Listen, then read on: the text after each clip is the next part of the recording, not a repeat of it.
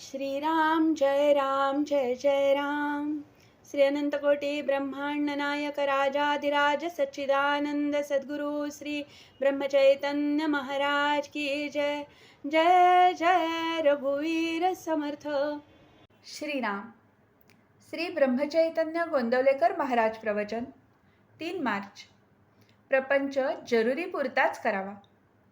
पुष्कळ लोक जोडधंदा करतात, म्हणजे त्यांचा एक मुख्य धंदा असतो आणि त्याला मदत म्हणून दुसरा धंदा करतात. त्यांचे सर्व लक्ष मुख्य धंद्याकडे केंद्रित झालेले असते. म्हणजे जोडधंद्यामुळे जर मुख्य धंद्यात व्यत्यय येऊ लागला तर तो जोडधंदा जरुरीप्रमाणे बंदही करतात, किंवा नफा नुकसानीचा प्रसंग आला तर जोडधंद्यातल्या नफा नुकसानीकडे विशेष आस्थेने पाहत नाहीत. प्रत्येक माणसाने परमार्थ हा मुख्य धंदा ठेवून प्रपंच हा जोडधंदा म्हणून करावा. म्हणजेच प्रपंचात होणाऱ्या लाभहानीचा परिणाम भगवंताच्या अनुसंधानावर होऊ देऊ नये. परमार्थाच्या आड प्रपंच न येईल अशा युक्तीने वागावे. भाजीला जसे मीठ लागते तसा परमार्थाला प्रपंच लागतो. मीठ नसेल तर भाजी आळणी लागते, पण मीठ जास्त झाले तर भाजी खावत नाही. त्याचप्रमाणे प्रपंच आणि परमार्थ यांचा संबंध आहे. काही लोकांना सवयीने मीठ जास्त लागते, तसे ज्यांना प्रपंचाची सवय झाली आहे त्यांना तो जास्त लागतो. त्यांची गोष्ट निराळी.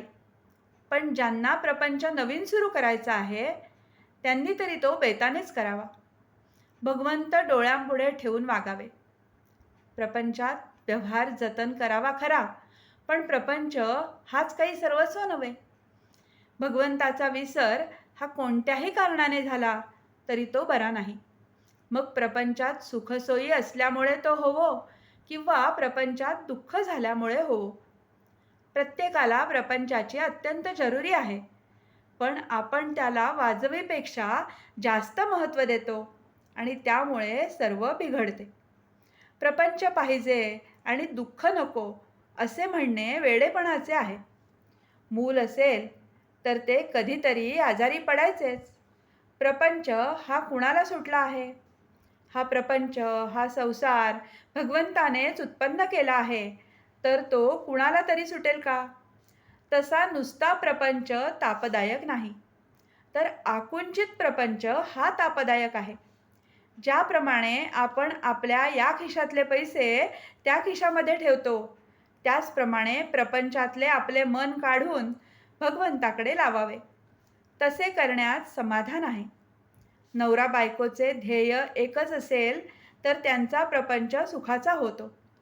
जो मनुष्य हौसेने प्रपंच करील त्याला तो करायला 24 तासही पुरणार नाहीत, पण जो जरुरीपुरता प्रपंच करील त्याला 3-4 तास पुरतील. प्रपंचामध्ये कर्तव्याला चुकू नये, पण त्यामध्ये आसक्तीने गुंतून राहू नये.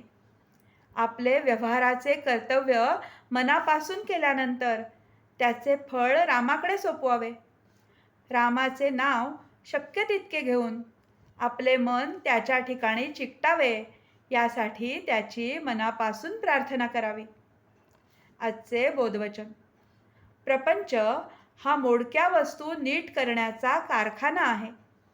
तिथे मोडक्या वस्तू जितक्या जास्त असतील तितकी शिकणाऱ्याला संधी जास्त असते.